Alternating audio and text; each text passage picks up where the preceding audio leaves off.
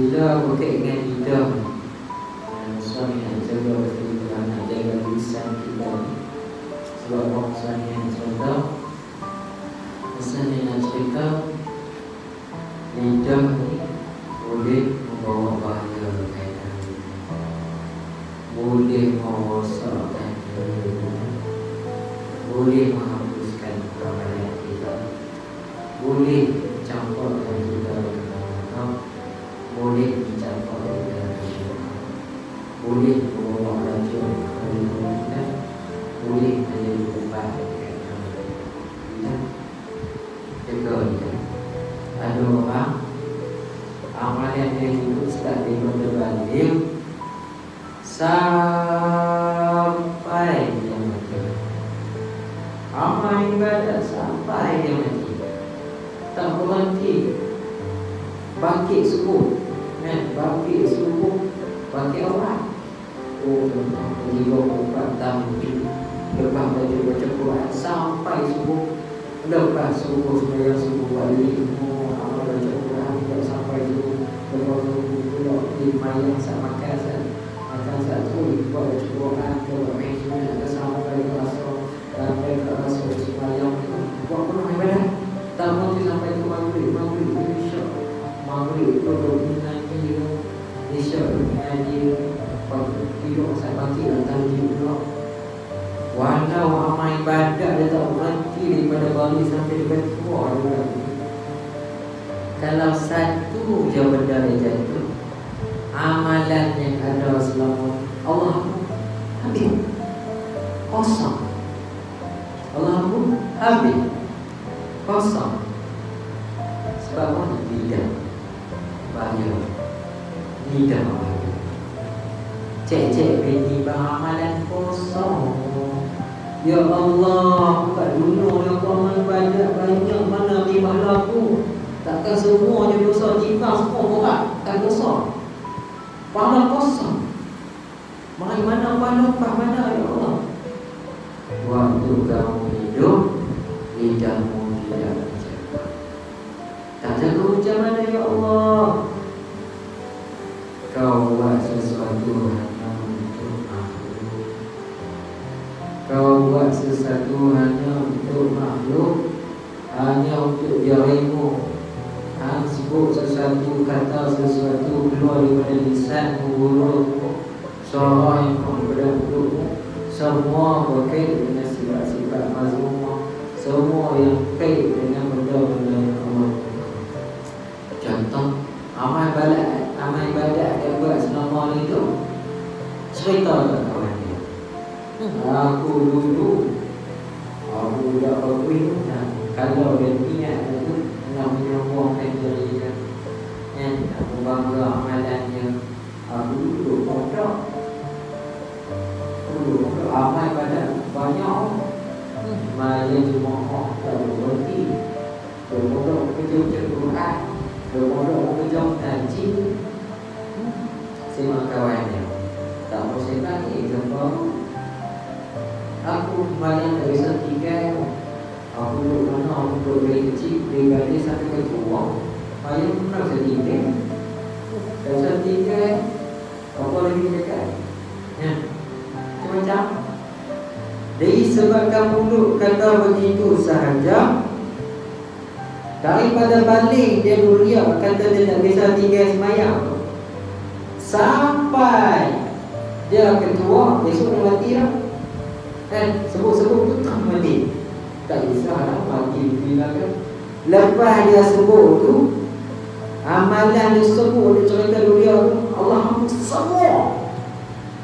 Walaupun 60 tahun, walaupun 70 tahun hidup, walaupun 100 tahun, Allah hapus semua. Sebab apa? Lidah. Sebab apa? Lisan. Bahaya lidah, bahaya lisan. Dia nak main kata, ini bang kosong. Jaga lidah. Sebab tu penting belajar kosong. Wajib kita belajar kosong. Kalau kita tak tahu, kita beramal dalam tahu kita belajar, dia dah tahu.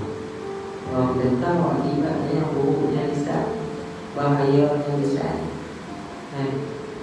atau apa-apa sebab buat satu benda, kita nak sebut amalan kita. Kita nak bongkar ke, kita nak sombong dengan ilmu kita, kita nak sombong dengan amalan kita. Apa-apa yang berkait dengan semua benda yang Allah. Mulut juga boleh jadi ubat, mulut juga boleh jadi racun. Racun untuk diri kita, boleh jadi racun diri ini, boleh juga jadi racun di akhirat. Racun di dunia macam mana?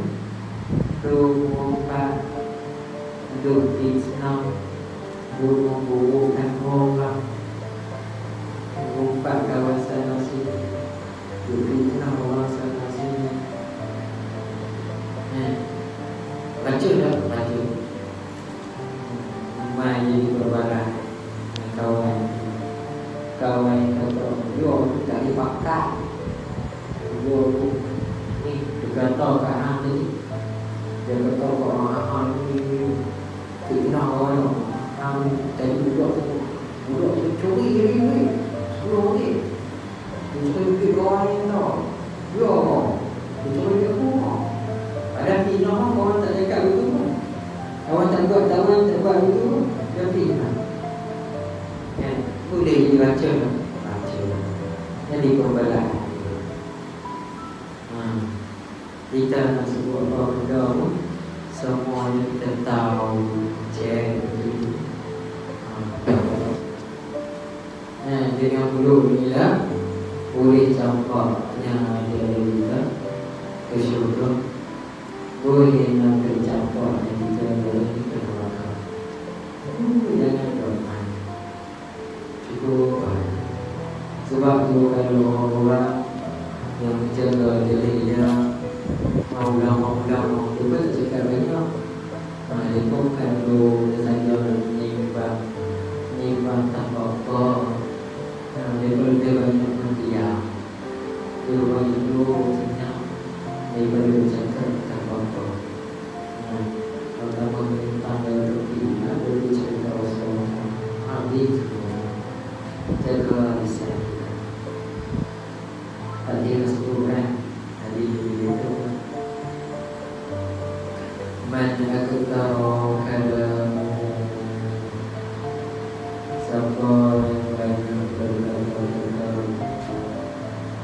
siapa yang banyak bercakap-cakap, aku tahu kalau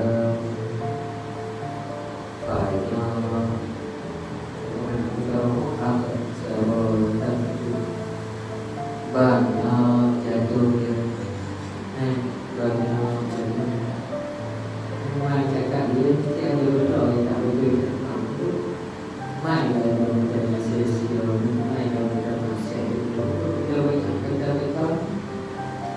Mana kata Rasulullah apa sahaja. Bila banyak jatuh perkataan kita, banyak dosa. Mainan jatuh dan jadi banyak dosa. Mana besar siapa yang besar dari dia, mana besar